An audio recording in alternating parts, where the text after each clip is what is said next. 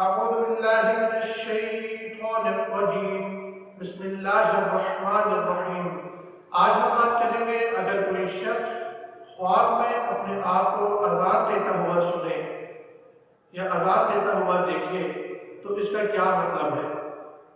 اگر کوئی مومن شخص اپنے آپ کو خواب میں اذان دیتا ہوا دیکھے یا اذان سنے تو اس کے لیے اچھی نشانی ہے۔ اللہ کی طرف سے وہ حج یا عمرہ کرے گا یا ایسا کوئی عمل کرے گا جسے اللہ کی طرف سے اسے حج یا عمرے کا ثواب حاصل ہوگا۔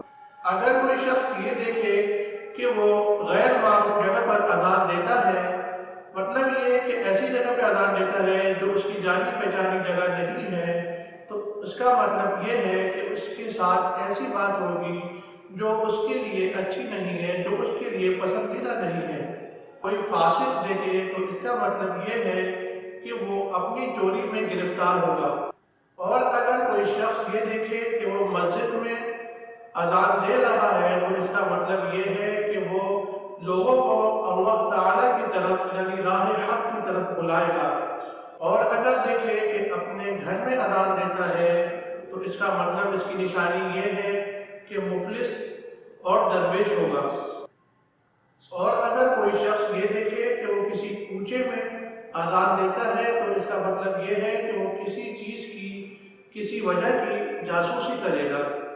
اور اگر یہ دیکھے کہ وہ کنویں میں اذان دیتا ہے تو اس کا مطلب یہ ہے کہ وہ منافق ہے۔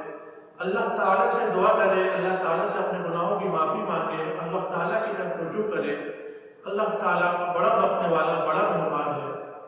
اور اگر کوئی شخص یہ دیکھے کہ اذان کے الفاظ زیادہ ہیں یا اذان کے الفاظ کم ہیں، یعنی الفاظ کی زیادتی یا کمی دیکھے تو اس کا مطلب یہ ہے کہ وہ لوگوں پر ظلم و ستم کرے گا۔